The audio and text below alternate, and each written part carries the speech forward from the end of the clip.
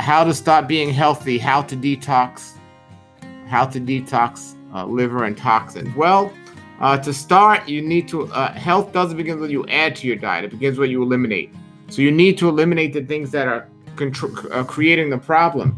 And oftentimes, the things that are creating a problem are the processed foods. Much of the foods that we know overall are unhealthy for us, but we continue to consume and eat anyway. So just clean up your diet. Get a juicer. Get rid of your microwave oven and get a juicer. Make 50 to 75% of your diet raw and organic, and raw, right, fresh, and organic. Make sure your diet is complete vegan. Get the animals out. These are ways to start, and then you can continue from there. Maybe take a whole day and don't eat, just juice for a whole day. But if you're eating the standard American diet, the real place to start would be getting rid of a microwave and fried food. And then from there, maybe switch to steamed vegetables or baked food, and continue down the process. And on one of my videos recently, I gave the process of the chart of you're going from these bad foods to these worse foods. It's a progression.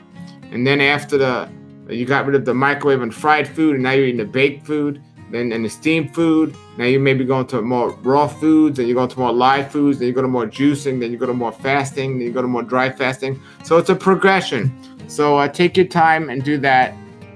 And as you're doing that, if you want to detox specifically certain organs in the bodies like the liver or the colon or some other parts of the body, there's special herbs to help your body detoxify from these different parts of the body that you can help yourself.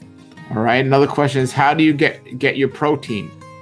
Well, I get my protein from my diet. I eat a diet of fruits and vegetables, and I eat some nuts that have protein, but the vegetables, greens, have a tremendous amount of protein. If you look at a horse or an elephant or a gorilla, and they eat primarily a vegan diet, no animal products, look how big and strong they are.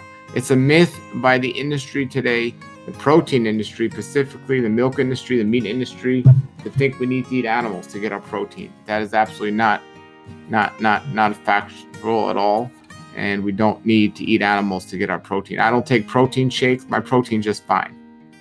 Okay. Yeah. And if you still feel insecure about that, then you can take some supplements if you have to.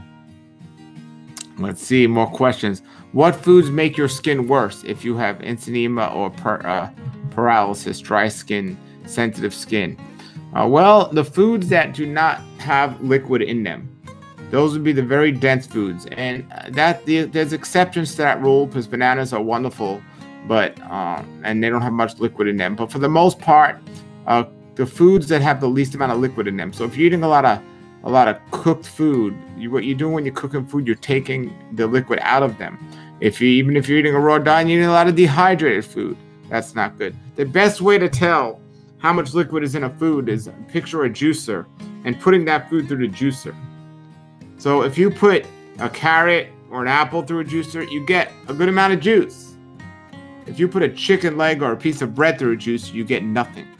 So eating too much of those foods that do not have a lot of liquid in them can create skin issues. So you want to stay hydrated. And I don't necessarily mean drinking water, but eating foods that have water in them or liquid in them. And that would be raw, ripe, fresh, organic fruits, vegetables, nuts, and seeds mostly. Okay.